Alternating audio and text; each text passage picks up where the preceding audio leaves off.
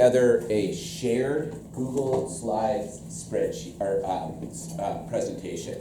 And since there are 3 people, at least in most of your groups, each of you will have 2 slides to do. And you'll take these 3 research areas: membrane permeability and passive transport, active transport, and bulk transport. And you'll divide those up. Each of you will be responsible for one of those topic areas. And then you'll make 2 slides each and add them to the shared presentation. And what you can do is just make sure your name is on there, because when I score the work, I'm going to give you a score for the work that shows up on your slide. For today, it's all research. That's all you have to think about is learn as much as you can about your particular topic and put together your 2 slides. And what I would say is these questions, these are the must-knows. All of this stuff has to be there, but don't limit yourself to that. If you get through pinocytosis on bulk transport and you feel like you've done a really adequate job of explaining it, and then you want to talk about there's more, right? So there's even another type, like there's phagocytosis, there's pinocytosis, there's another one too, which is the size. So don't limit yourself to this, but make sure that you, at the very least, address these topics. Graphics can help, but they shouldn't be all of it. So you may or may not have noticed that I have a standard system for my slideshows. They all look the same, and I know it's boring. I don't pretend that it's exciting, but it's pretty effective. I have bullet points on one side, pictures on the other, and that is what I would recommend. So your 2 slides on membrane permeability and passive transport might be like membrane permeability, and then you show a membrane, you talk about selective permeability and the kinds of things that can move across a cell membrane, and then passive transport, you discuss the different kinds of passive transport.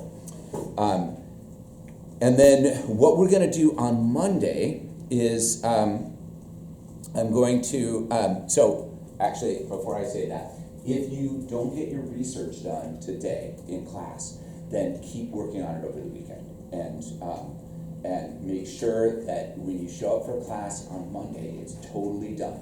And then in class, what we're going to do is first, I'm going to have each of you seek out some other students who did the same research area and do some cross-checking. Because what I want, you don't all have to have the same information, but you should all have correct information. And it should all of you should have addressed those questions that are in the assignment. So if you talk to somebody else who looked at bulk transport, for example, if you couldn't figure out what Clathrin was, or if you put the wrong thing, or you got mixed up with something else, then ideally you'll find that, fix it on Monday in class, and then after you've had a chance to do that, you're going to present your work to the other members of your group. So at the end of the day on Monday, everyone will have access to the slideshow from their group. We should all be reasonably confident that the information is accurate, and you will have all shared information with everybody else in your group. And then, as I told you earlier, I'm gonna pull everything together as well.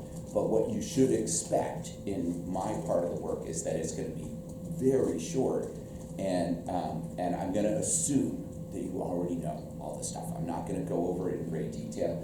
It'll be more of a let's just make sure we're all on the same page, and most importantly, an opportunity for questions and discussion. So, and this will cover membrane permeability, passive transport, active transport, bulk transport, and with the passive transport, you should at least briefly touch on osmosis and tonicity, but this is more complicated, especially when it comes to water potential. So this I will work on later next week to really help you nail down. But once you've done this initial research, I should be able to go over all of this in maybe 15 minutes, and it should all make sense. I should be like reinforcing things you already know rather than presenting things that you haven't figured out yet. Okay. Questions? Yeah. What about sources? Don't need to worry about it. That's a great question. So in general, when you are presenting information, it's always good to at least think, oh man, should I do sources?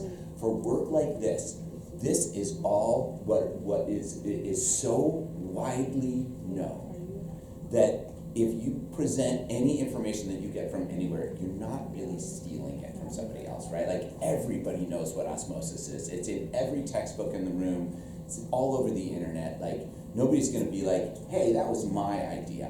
When it comes to images, those are a little bit more important because sometimes people take a lot of time and effort to come up with images, and it's nice to have sources for those. But we're not going to worry about it because we're not sharing those, A, outside of the classroom, and B, in any way that's going to allow us to profit from them. So if we were going to sell what we were doing, we absolutely would need to worry about sources. But I know you didn't make these images, so I'm not worried about plagiarism. And we're not presenting a unique idea that somebody came up with that's like a pretty special, unique thing that they should get credit for. So, great question. Anybody else? Okay.